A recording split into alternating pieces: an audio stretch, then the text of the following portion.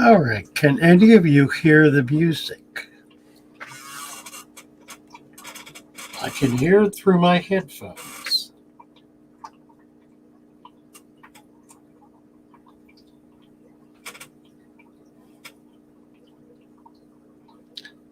Huh.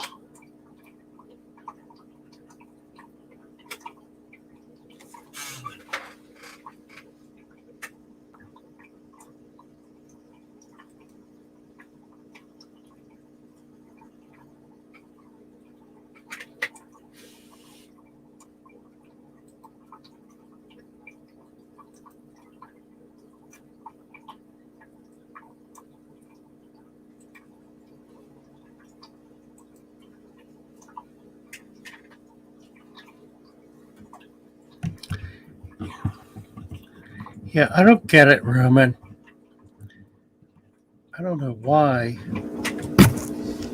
We thought it was the gain, but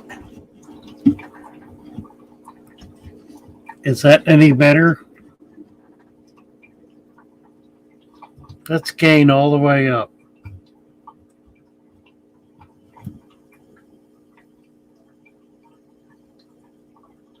I don't get it. I don't get it.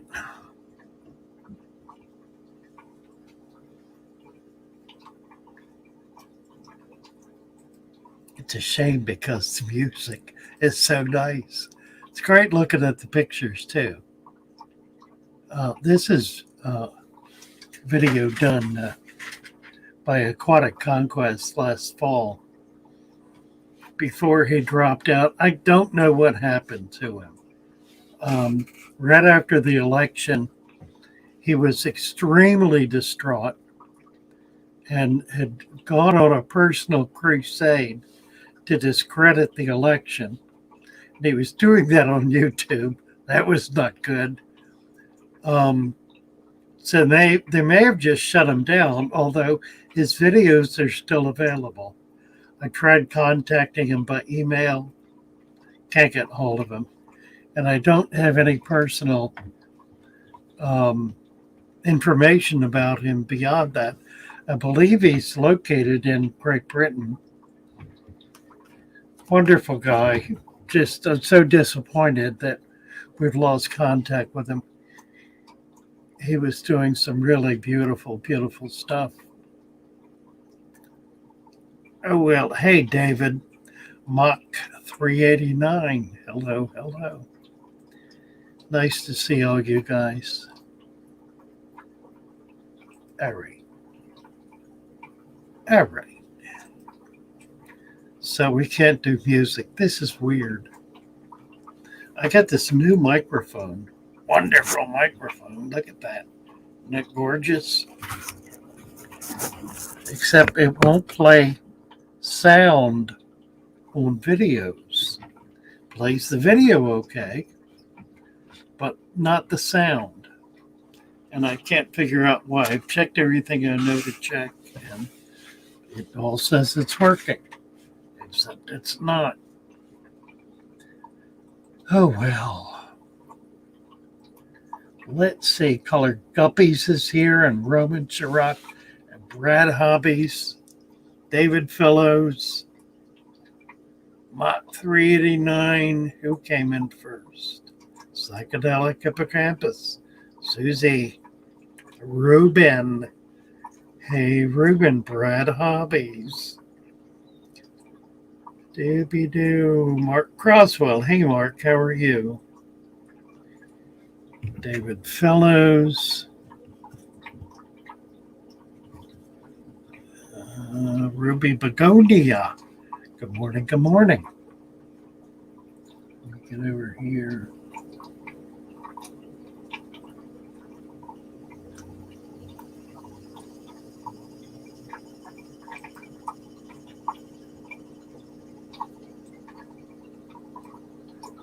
Tisha. Good morning, Tisha. If you are, he took himself off the YouTube but started up a different channel with a new name. Do you know that? David. That makes sense, but he's not been back in touch with us, so I don't know. Rohan said, just woke up dreaming about wild fish. Well, what is Lee's new channel name? I think it's the same old channel. He's changed the name though. I don't remember. Let's see if he's got a current video up.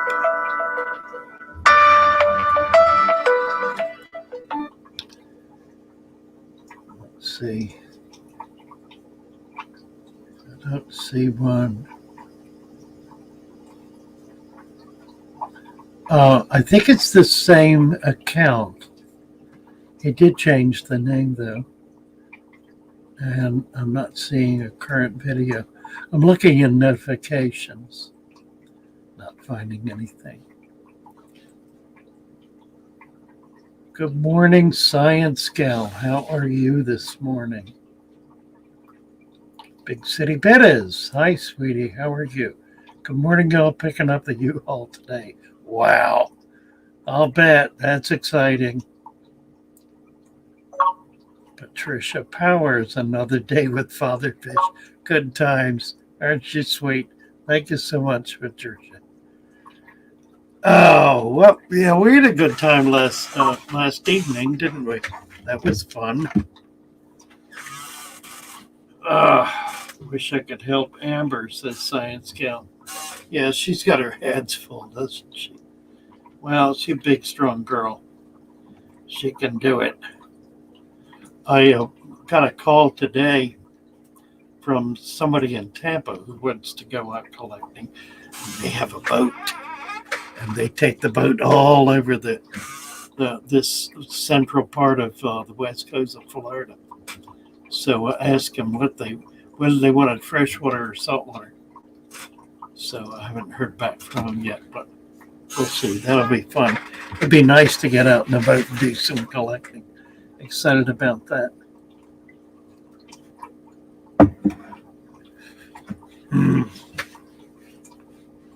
Yeah, take your time driving down, Amber. Stop over if you need to. Don't let yourself get exhausted in the process.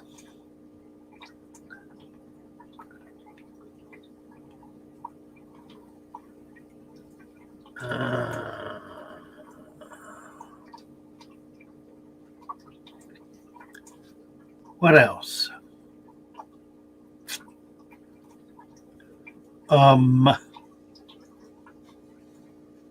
getting some help today here finally. I have a friend coming in who's going to help me organize my space, try to get these tanks straightened out. I need to do water changes. I need to add water mainly, but I need to do water changes.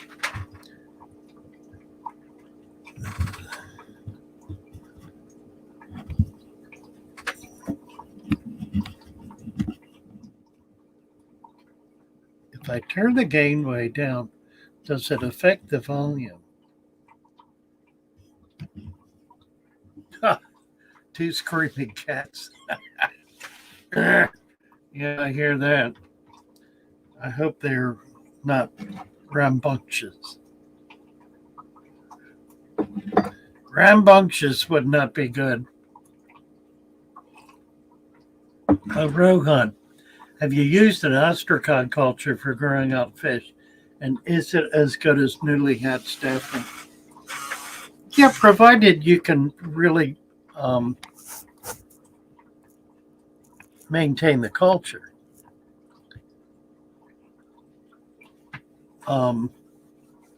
It can get depleted pretty easily. That seems to be the only real problem with it. I mean, ostracods are probably a better food.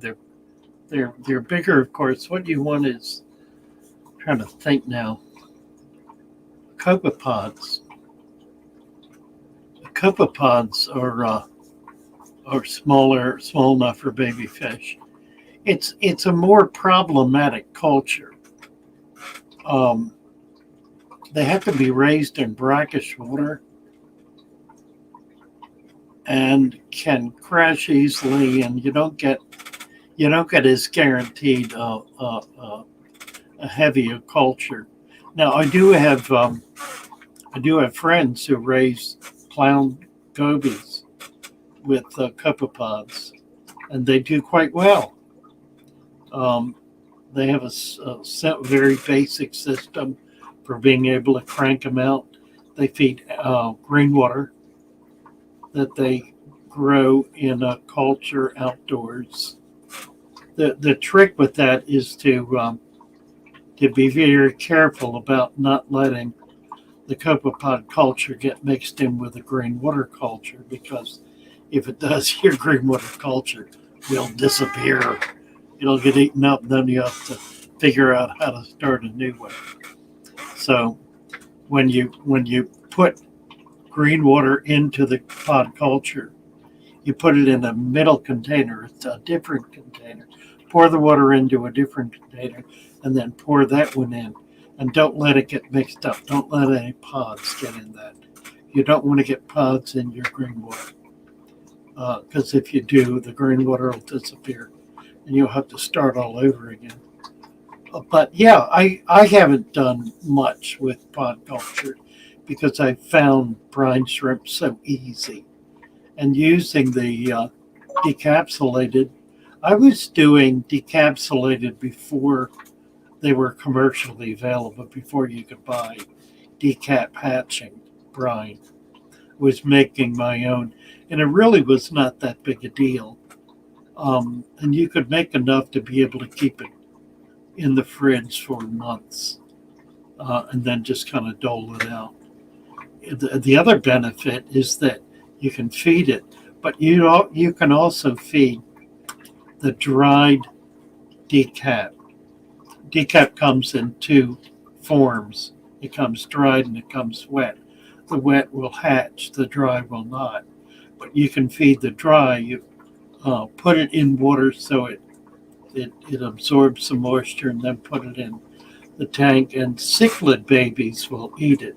Tetra babies, highly problematic. Betta babies, definitely not. Um, Betta babies are looking for live food, so you really need a food web culture in your tank to be able to raise baby bettas effectively. You can feed the microworm culture. That works real well to get them started. And then in about a week, you can get them on freshly hatched knoblet, which is the baby brine shrimp. It takes about a week for them to get big enough to be able to fit one of those little guys in their mouth. They're too big for them initially, but the microworm culture is not. So that's a perfectly effective culture to use. We get up closer here, so I'm filling the screen. Let's see. Patricia, have a little tank with dirt and gravel.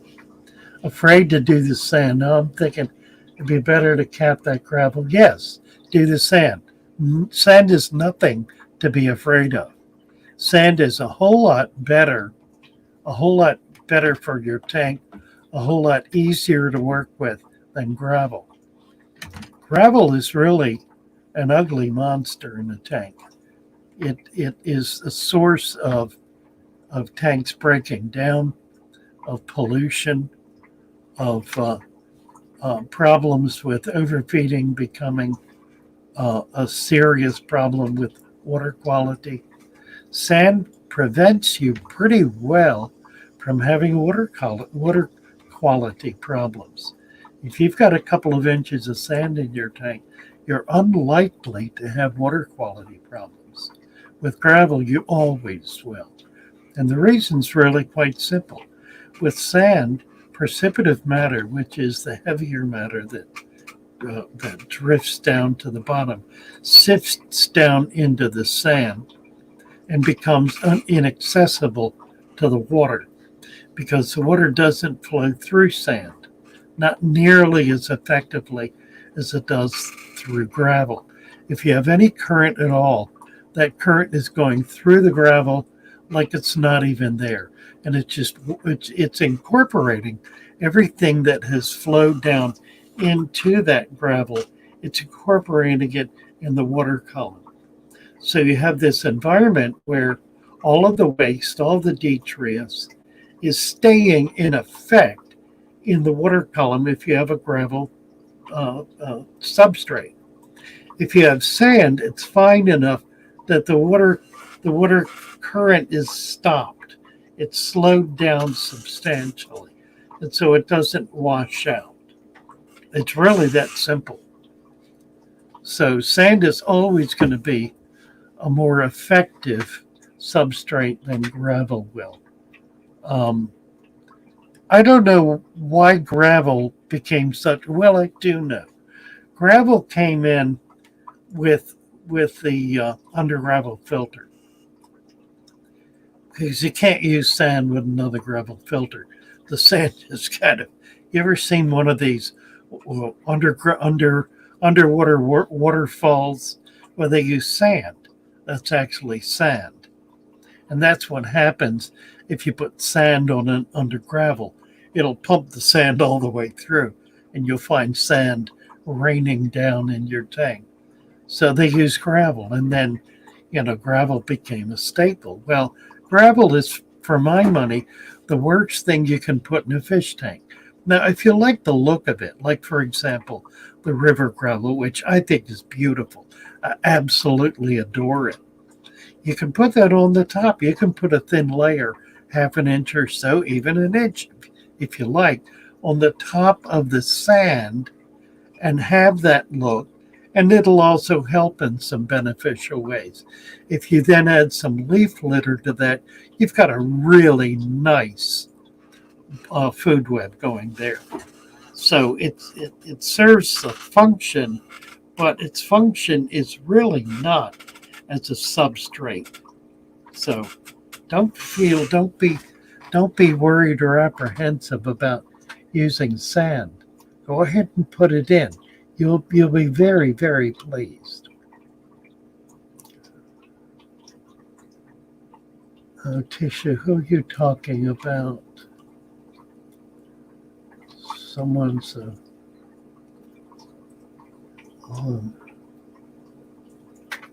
do you have to take all the gravel out of the tank to add sand, or can you put the sand on top? Just put the sand on it. The sand will sift down into the gravel and it'll pack it out as though it were just sand. So it'll fill in all the little nooks and crannies, in other words. So yeah, you can absolutely. You put sand on top of your gravel. You don't need to take the gravel out at all. Tish, I don't know who you're talking about. Because of chloramine. Huh. I don't know if I want to go back and find out or not. I don't think I do. Some and not sun, where I thought he did say Oh. Okay, so that's David and Tisha talking about something else. Right, that's a good point, Rohan. Excellent point. The one of the tremendous benefits of sand. Let's compare, for example, I've done this before, a bio ball, a golf ball sized bio ball, with all the little spikes sticking out. Those are used typically in wet dry systems. And the principle is that nitrifying bacteria attaches itself to the surface of all these little spikes. And so when the water flows over it, it's flowing through and past that nitrifying bacteria, which absorbs ammonia. And that's true. And it works brilliantly. It's totally effective. Now, take the same size, a golf ball size amount of sand, and the golf ball size bioball. The sand has, I've heard varying estimates. somewhere between 1 and 10,000 more surface times more surface than the Bible. The sand, because it's tiny little grains, the bacteria can attach to to to the entire surface of the sand, and there's substantially more surface on the sand, the cumulative grains of sand, than there is on the Bible. I don't know if you understand what I'm saying. It's substantially more. So the sand holds vastly more nitrifying bacteria than any other material because it has more, even though the grains are tinier, there are more of them, and it has more surface space. So, for what that's worth. Talking about Lee's channel. Okay. Oh, well. Don't ever get upset about offending Lee. Lee's fine. He's doing well. Fortunately, he has a woman with him who is totally dedicated to him and is living with him through this awful process that he's surviving. And a great part of the difficulty is that his injury causes him to become, at times, significantly antisocial, which causes him to irritate friends. But he gets over it, gets through it, and comes back better. It's a dreadful condition. And I think all we can really do is love him and hang in there with him, and also be very clear about the aberrant behavior, that it's absolutely not acceptable. So my attitude is, and we've taken this position on Discord, that when hear anyone else who we care about says something that is an obscenity or a vulgarity, we simply delete it. And if that person proves that they're really a troll and really trying to bring us down, then we'll kick them out and ban them. But we've never done that with Lee, and won't, because it's not something that he has absolute control over. Oh, you mean a new name that I'm not aware of? Well, that's possible. I don't know about that. David said he's deleted his old name. Huh. Andre Scott. I have 2 gravel in the tanks. How much sand do you put on top in a 10-gallon? Well, 10 pounds. Sand a pound per gallon. Now, because you've got gravel in there, you may not need that much. So put it in gradually. Sift it down. You can use the tip of a net, the end of a net, to kind of swirl through the top layer of gravel to get the sand sifting down in there. And when you feel like it's at a level that you're satisfied with, then you're good at that point.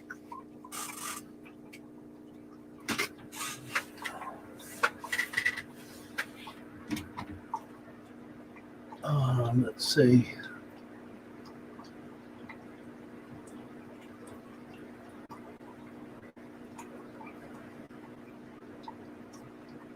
Yeah, it is like bipolar.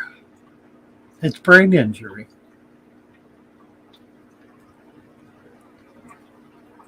The other, talking about Lee. Lee's a remarkable man who has been involved in the past, in his life, in his career, very, very high level computer work. He worked on the Hubble. He worked on the development of the web. Yeah, he was around when things were brand new and happening, and becoming when things were just kind of coming to fruition. He also was, and I don't know what it's called, he was an acrobatic cyclist and has shown some videos that were fairly astounding, and that's really what happened. he had a severe accident doing that and caused severe head injury, which has led to his current condition. But again, a remarkable man.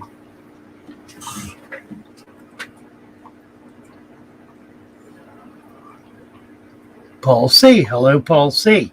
Nice to see you, 3G. Good morning, 3G. Patricia Powers, David Fellows. David, nice to see you. Haven't chatted with you in a while. Nano Aquarium. I do have the link posted. Let me do it again, and we can also put it at the top. Let me pin the link. Anybody who would like to come up and chat for a few minutes, be happy to entertain the company. Things are kind of slow here this morning. That might pick it up a bit. Spent their session talking about Lee. I don't know. That's kind of unfair with him not here. Let's see.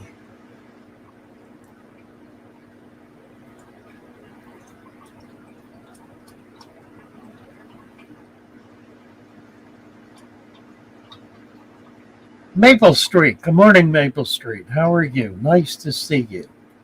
DL Myth. Oh, Maple Street. I was talking with Aqua Malik last night. What's today? Monday. Yesterday evening. And we arranged for Fridays for him to come on half an hour earlier between 7:30 and 8:30. Now you're on, I think, at 5:30. If you want to cut closer to 6:30, then we can run 6:30 you, 7:30 Aqua Malik, 8:30 me, 9:30 Lucas, 10:30 Alex, 11:30 Big Tank Kang, and fill the Friday evening. So that's kind of the plan, to try to get that together, and then really promote this group as a way to spend Friday evening, doing natural environments, the natural tank, because each of these guys are committed to natural systems. So anyway, if you're interested in plugging in that, I'd love to have you be a part of it. Shall we chat backstage? Hard Decoder. Sure, come on up. I think I just posted the link. Why is it hard to keep blue rams alive? I've had 3 and they all die. Yeah, Andre, the biggest problem with blue rams, German blue rams, frankly, is temperature. It's really got to do more with that than anything else. They're like discus. They simply will not survive if the temperature is below 82. They just won't. They may for a while, but eventually they're just going to crap out. So kick the temperature up, 85 preferably, 84, 85, and they'll do a lot better. Don't let the water get foul, although that, again, is really not as big a problem. There is another issue with rams, that it's only just becoming a problem. Heretofore, all of the rams that were available were being raised here in Florida by a company called Valley Farm. It's a high quality operation. They do very high quality product, and they still raise rams. But the market for rams is such that distributors have been looking for a better price point. And they got a better price point coming out of Asia. The problem with the Asia fish is that they're frankly not as good. They're genetically not as good. They're overbred to the point that there are genetic problems with them. They're raised in less than desirable circumstances. So they tend to come in with problems. They may come in with parasites.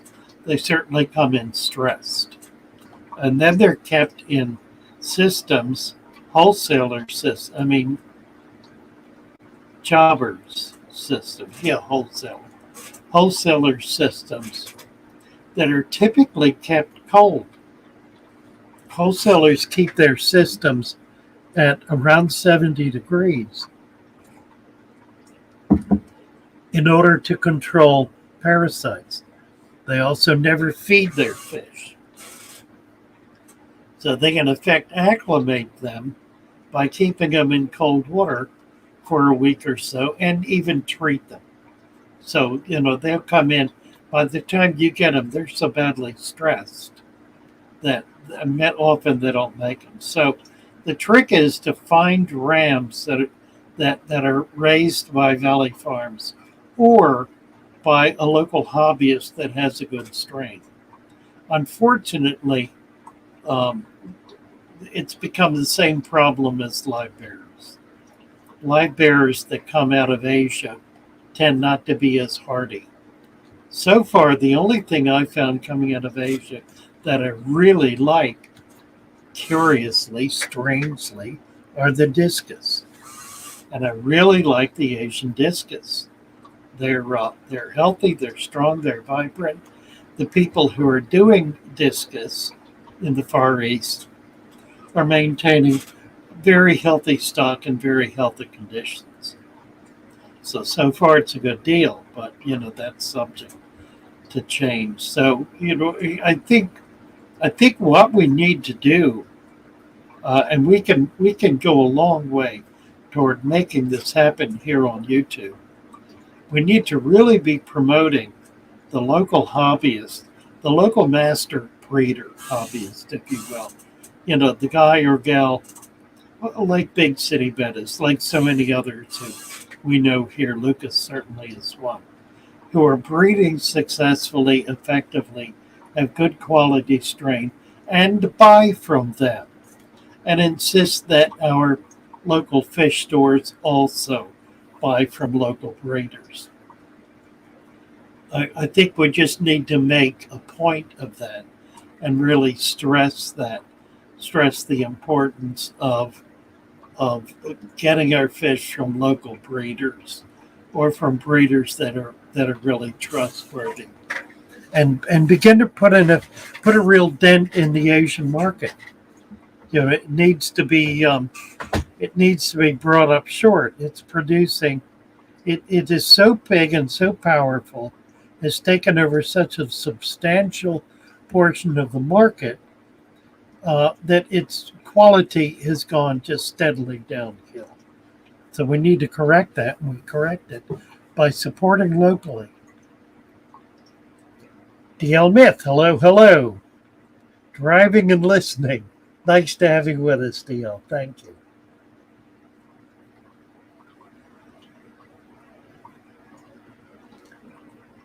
Let's see. RB Animal Rescue.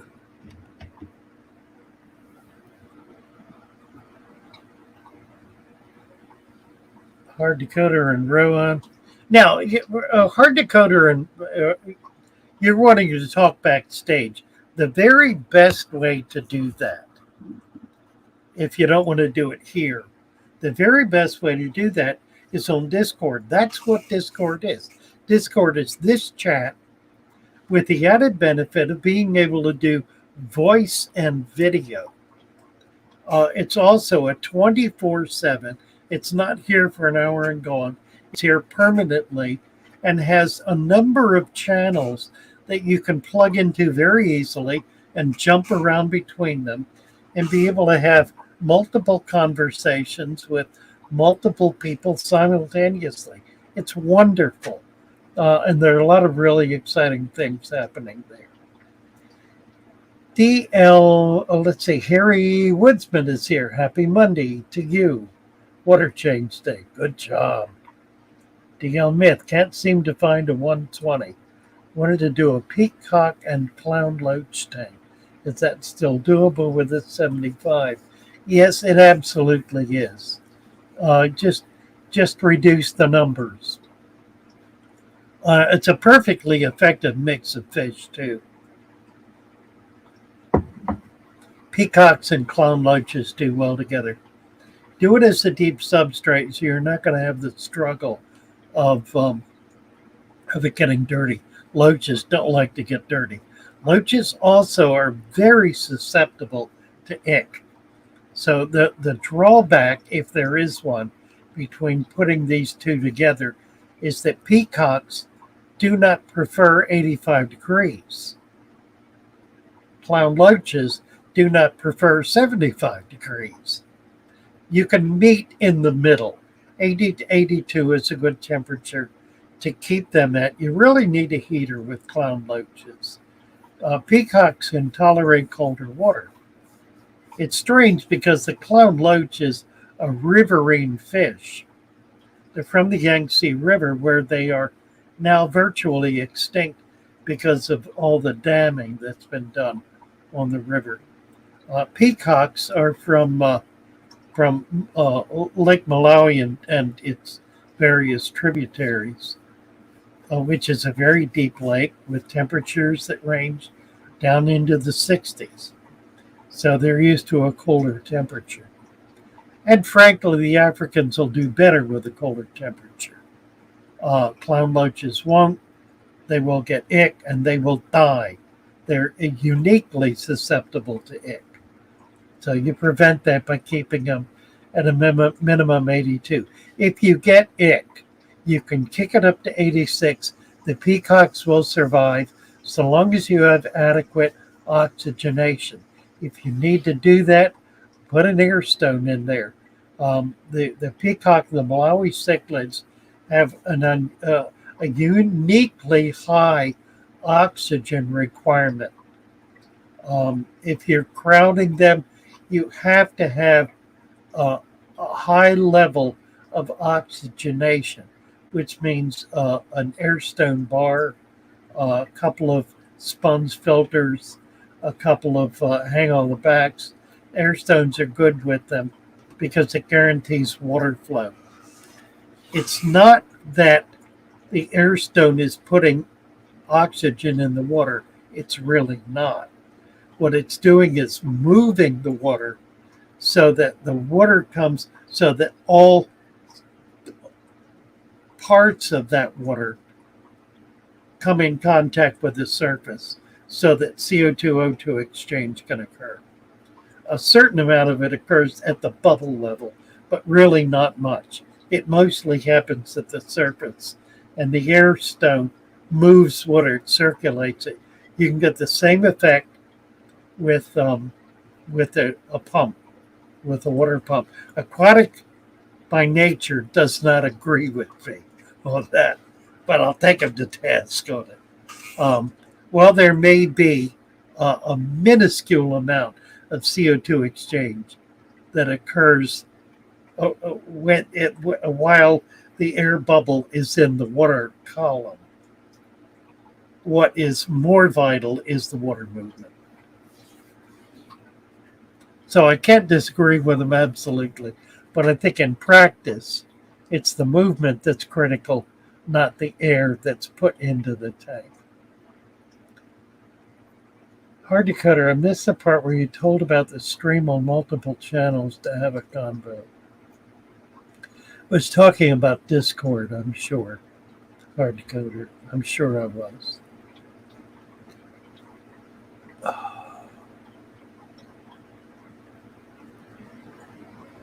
Oh, let's see. Debbie Russell. I tried Discord last night looking for a higher quality brand of aquarium than the usual Aqueon. LFS had Sephora, but never heard of it. I haven't either. That's a new one on me. Sephora. Don't know about that. Deborah Horn, building my first wallstead tank today. Would Vallisneria be a problem? Not at all. I know they spread a lot and would need to thin them. You don't want to thin them. Just let them get as thick as they are capable of getting. Uh, you want that growth. That's really important. And good luck with that, Deborah. If you need to chat about it, there are lots of us over on Discord that you can come over and talk with. Uh, Big City thought about thinking about filming the draining and moving the 90 just as evidence that I can move a tank that's bigger than I am. Today is madness. So glad I get to start my morning with a fish string. Thank you, Big City. And that would be delightful. I'll tell you a little story about that. Do that, please. I think that would be great fun. Years ago, when I met Henry Hall, he donated all of his aquariums to the new National Aquarium, which was not built yet. So we had to set up a new display for it. And we actually did that twice. We had a big tent that we used during the Baltimore City Fair and then moved them into the Baltimore Science Center. But in any case, when it came to moving the tanks, we had a group of big burly guys from services, Baltimore services, to come into his fish room to move the tanks. And he had big tanks, and he had about 40 big tanks. The biggest one was 400 gallons. That was a 4 foot cube. But most of them were not that big. Most of them were 150 to 200 gallons. These guys couldn't do it. They couldn't lift it up and move. Two big guys on each other. Henry Hall, who was a big man, but he was 80 years old. He was my age, which is why he was getting out of it. He said, oh, let me do it. They looked at him. He turned the tank, slid it off on one end, held it as it dropped to the floor, didn't let it hit. He guided it down and then turned it and walked it out of the room. And they sat there with their jaws dropped. So, yeah, you can do it. That'll be fun. It'd be terrific, actually, to be able to show how that really can happen. You don't have to be big and muscular to move a big tank, so long as you understand physics. Copernicus. What's a Copernicus? Give me a place to stand and I'll move the earth. Leverage, it's called. Leverage. Let's see. Chris, talking about Dallas scenario. Christina, I must have some hardy clowns. Oh, dear. Have mine because the man was going to put them down. Oh, my word. I can't even imagine. Oh, Chris Trapp, Red Sea. Yeah, Red Sea has a good quality tank. Top fin better than Aqueon. Yeah, Aqueon is the old, what was it called? Clear glass? God, my brain doesn't work anymore. It was bought up by Tetra, which was bought up by Central Pet. Central Pet now owns probably 50% of the industry. Who is this?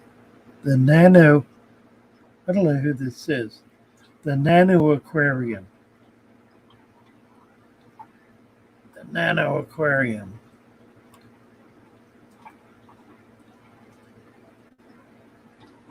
Well, I don't know why you're not coming up. That's odd.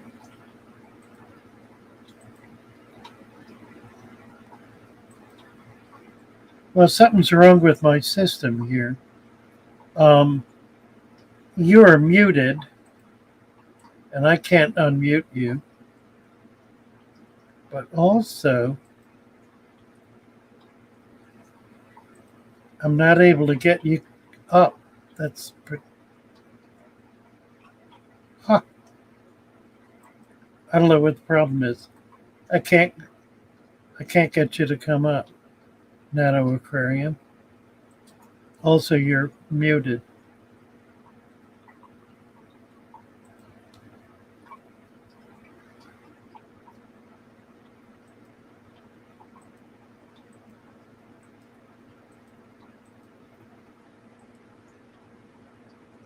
I don't know. Strange. Everything's glitchy today.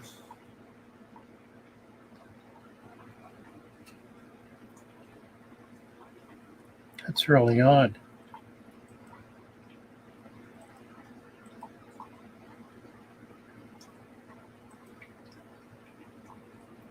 Stop screen. I don't know what that means.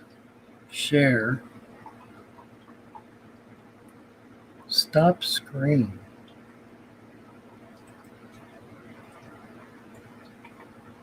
Okay, so let's stop screen. And then, oh, add to stream. Huh. Strange. I'm not able to get you up, Nano. I don't know what's happened.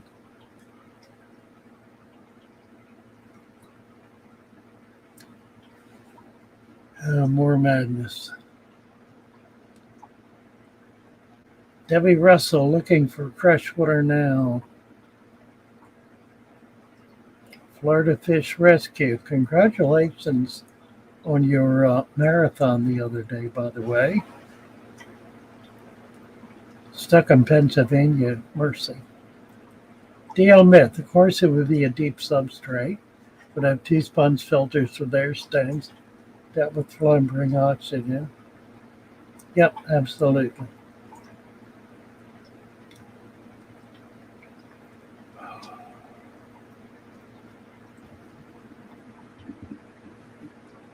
David is saying he has 13 clown loaches, his favorite fish. I had a friend once, a customer, when I had the shop, who had 100 clown loaches. The biggest ones were like 7 to 8 inches, and then the little ones. And they all did wonderful together. I think he wound up selling the whole batch of them as a group. But it was really an amazing collection of fish.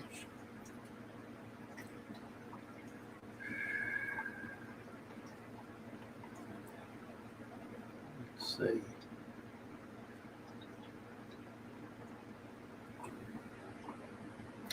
Oh, Texas Fish saying, thanks for the help this morning on discard with my killifish and soft acid water issue. Yeah, that was interesting. Texas Fish got some killies that it turns out were sitting in very soft acid water, and his water is hard and alkaline. He was trying to figure out what to do. So the simple suggestion was to go to the local supermarket and buy either spring water, RO water, or distilled water. Let's see, Roman's here. Let's see if I can get him. There he is. Well, Roman came up right away. Good morning, Father Fish. And hey, Roman. Hello, hello. How are you? What are we looking at? What are we looking at? We're looking at a new aquarium I set up recently for my young Odessa barbs, which I spawned outdoors in one of my tubs. And nice. I want to show you this. Let me get the light closer. You can see that dark layer there. Yes. Of sand. I went to the local pond and wanted to get some decaying leaves, but I think the decaying leaves are already all decayed pretty much. Like earlier in the fall, it's easier to get them, like later in the like say October or something, November. In the fall, yeah, that's right. And at this time of year, they're not accessible anymore. So what I did was on the pond that I had, where I visited, was all covered in lily pads, and some of those lily pads were already starting to break down. And I collected a few of them and I chopped them up and I mixed them in with that inch of sand down here, like you described how to do it. And it was good for a few days, but then the sand started to get really black, and I decided to put some more sand on top. And also there was biofilm. Actually, I can still see the biofilm. Yeah, I can too. And I've put a little skimmer in here now to hopefully help reduce that. And but the fish are very happy. They're growing well, and so this is my latest experiment. That's interesting. So you did not do dirt and then cap the dirt. You No, did the sand. I did do dirt. I put dirt on the bottom, Oh, okay. I then an didn't see inch it. of sand, and then an inch of sand with the chopped up lily pads. Got it. Those lily pads are now breaking down and are going to be the same thing as leaves you may have collected in the fall. That's my theory, and that's what I'm experimenting with. Yeah, Also, I think. Yeah, I like the idea that you. You oh, know what? go I ahead. wonder.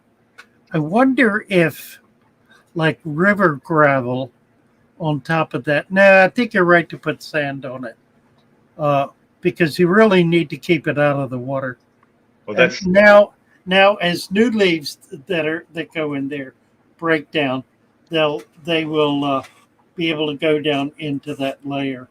right. Yeah, I like it. I like it. Also, see this plant here, this little green, like green fuzzy one. That one Yes. I picked out of the Lake Ontario. I went beach combing and got some of these things off the beach for a little decoration, Yeah, I know what that plant is. If I and can remember, it's really pretty. I like it. it's a nice plant. It seems I to can't. be growing nicely and staying green. So I'm hoping for the best on it. I might go back and see if I can collect some more. I think it's called mermaid's plant. Hmm. Mermaid's Also, plant, something also like. back in the back there, you might be able to see some cabbage weed right about there. It's Oh, not looking cool. too happy, but it was floating on the surface for quite a while, and so I don't know. We'll see how it works out. What size tank is that, Roman? That's a 20 high. 20 high. Nice. Is that a little Odessa in the back there? A couple of There's, them. I see the little fish. there's a bunch of them. Yes, there's Oh, about look at them all. 11 Wow. or 12, Oh, how nice. and How nice. That's cool. when I brought them in, I they were so timid. They were hiding underneath that heater there, Yeah. and but now they're becoming over time becoming more less afraid. Right. Right. Alrighty, I'll say Thank goodbye you. and take care, Thank everybody you. in the fish fam, and wishing Amber a safe and painless move. Yes, absolutely. Okay, bye bye. Thank you, Roman.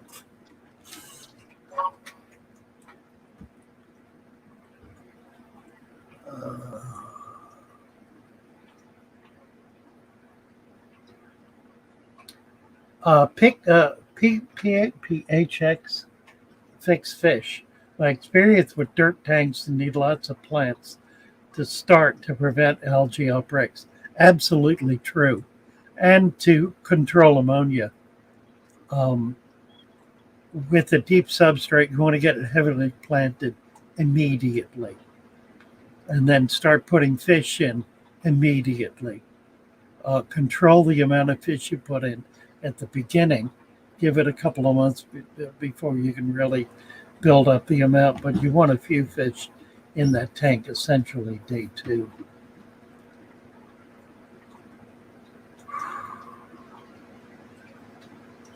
Noah likes fish. What would you get for a 20-gallon salt tank? I already have a Clarkie, a Blenny, a hawkfish, a ptasiophile, and I'm about to get a harlequin file and have a Nova spicula depression of frones, depressifrons. I don't know what that is. 20-gallon salt. Clarkie, Blenny, and Hawk, Aptasia file, they get big. Harlequin file. Well, you've got a really neat mix there. That's interesting. I think what I would do at this point is get a really work on your cleanup crew. Hermit crabs, snails, and Caulerpa, any kind of macroalgae that you can get. The leaf goblin fish, they get very big. The Nova Pascula is they get, you're not going to be able to keep him real long in there. They get like, if it's what I think it is, about 2 foot long. I think that's what it is.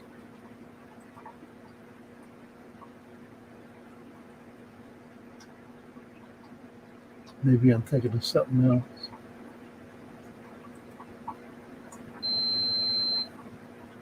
Let me look it up. Leaf goblin fish. It's venomous. Indo-West Pacific. New Guinea and the Philippines. Size, it can reach up, 4 inches. Okay, maximum size 4 inches. There's another one. Similar, looks a lot like it, that gets quite big. And I'm not clicking what it is. Oh, golly. Maybe I'll think of it. Anyway, they're brackish, relatively delicate.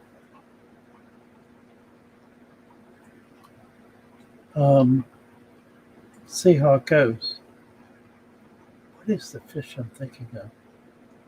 I've not seen this one before. Leaf goblin fish, interesting. Oh, it's the wasp fish. Okay, butterfly goby.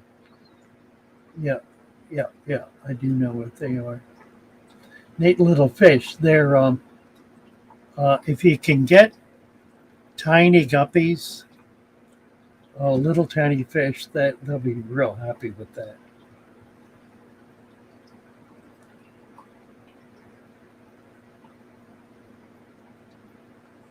Kill fish less than 2 inches. The Noah likes fish. A scorpion, right? Pretty neat, Noah.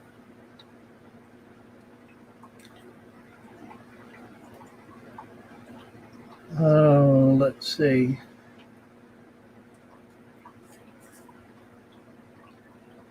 Throwing these saltwater Latin names at me,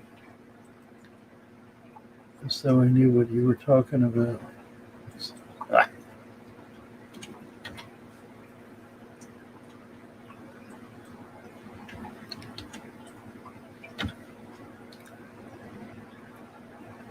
What's a striped boxfish? Now the boxfish does get big.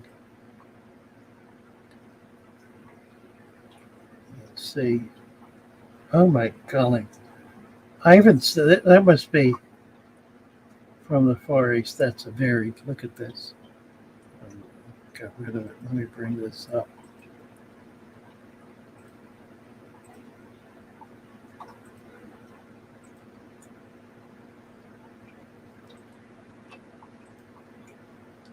Boy, I don't know what's causing that.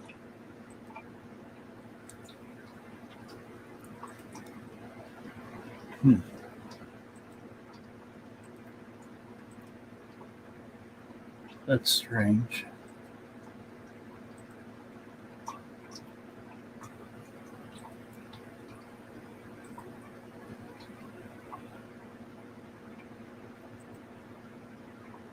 There it is. Isn't that cool?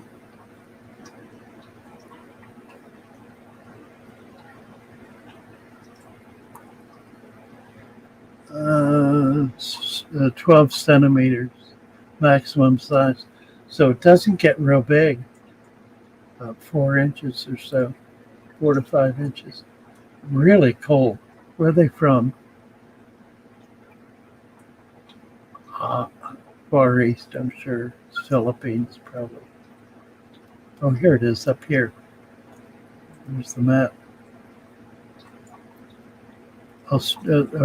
From Indonesia. Neat little fish. You're getting a lot of stuff in a small tank. I think you're gonna have to set up a bigger tank. You're getting some really nice fish. The crossbred mollies grow slower now. No, they don't. And there is no crossbreed. There, it's all the same species. It's not a different species. So a cross typically speaks to a different species. If you're talking about breeding like a black to marble or that sort of thing. Now you can breed the Moluccan to the green sailfin. That's a crossbreed actually. That's an interspecies fish. Do they grow slower? Not necessarily. Let's see. What are changes on deep substrate or a third what they are on others? It's absolutely true. Chris is sending an invite that's good for a week to Discord, so use it right away. You only need to use it once, and then you upload the program, and you'll be able to stay online with it or go back on. Where Dunlap have a fat Siamese algae eater and a tank full of algae. Will she eat till she explodes? No, not really. She'll eat until she can't hold anymore and then stop and then start eating again 2 hours later. They process their food very quickly. Typically, a fish like that can eat continuously. If it takes them 2 hours to fill their gut, in that amount of time, what they ate 2 hours ago is already being voided, being pooped out, and they're simply replacing the empty space. So, no, they process pretty quickly.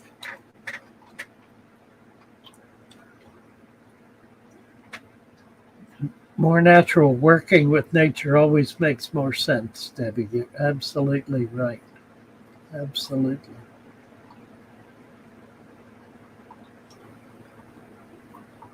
She's going to get fatter. Right, exactly. David Fellows. Got to go out. Thank you for another fantastic live stream. Nice to see you, David. Great to have you with us. Bates and Genetics. Hello, hello. Nice to see you. Great to have you with us. Doing well. I'm looking forward to my cardiac rehab, which will start in about 45 minutes. It now being 10:01.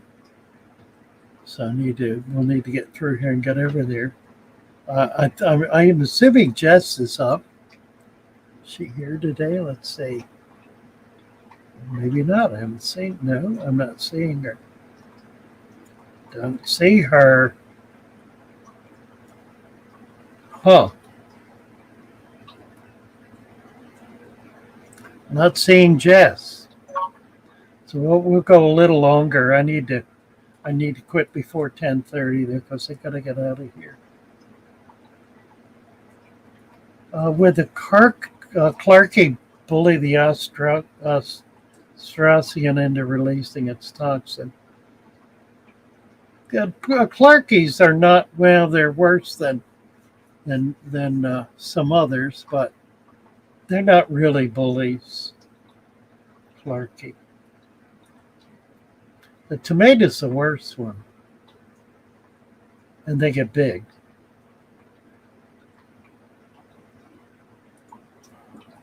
Oh, Noah said he's upgrading to a 75 soon. You're going to need it. Great selection of fish, though. Are you doing a deep substrate in your saltwater tank? If you are, then you're going to have an easy time of it bringing coral in because it'll be supporting food web, which is critical to being able to do coral really effectively and all other fish for that matter. I found that I could keep a lot of fish that depended on live food in my salt tank by having a deep substrate with a lot of hardscape and a kind of hardscape that allowed copepods to flourish. That provided a good, strong a base for my saltwater fish. Or Dunlap, not changed water in 6 months. Looked bad for a bit, but no die-offs and did settle down And now the fish are breeding. Jess is on now. Okay, so let's get out of here and give Jess some room. Enough. My light will keep most corals. You can do softies, soft corals. They're not light intensive, and they'll do real well. Alrighty, we're gonna run along. I'll be back Wednesday morning. See you in 2 days, 9 o'clock Wednesday morning. Well, I'm doing better. My legs are stronger after just a week. I'm moving around with a lot less exhaustion. So I'm hoping that continues. The issue with me is my heart. I have a problematic heart. So long as we can keep beating, then I'll be fine. Bless you all. I need to run. Noah, thank you so much for coming on. Yeah, 20 nitrate is fine. It's not going to be a problem at all. You betcha. Great to have you with us. Come on over to Discord, Noah. I think you'll enjoy it over there. Thank you very much, Mermaid Chorus. And love you all and see you, Ruby Begonia. Hello, hello. Tisha, bye all. Love you all. Take care. David G. Yeah, see who else I missed here. RB, hello, hello. Craig Doniger, hi Craig. RB, Patricia, now it's wonderful. I think I got. If I miss you, I'm sorry. Mach 89. Bye everybody. Love you all. Take care. And I need some advice. I can't get the audio for my computer to play. I can get video, but not audio. That's video right there. I don't know how long I've had that up. That's ridiculous. Since Rohan was here, I guess. Witless. Thank you all. God bless you. See you Wednesday morning. Bye for now.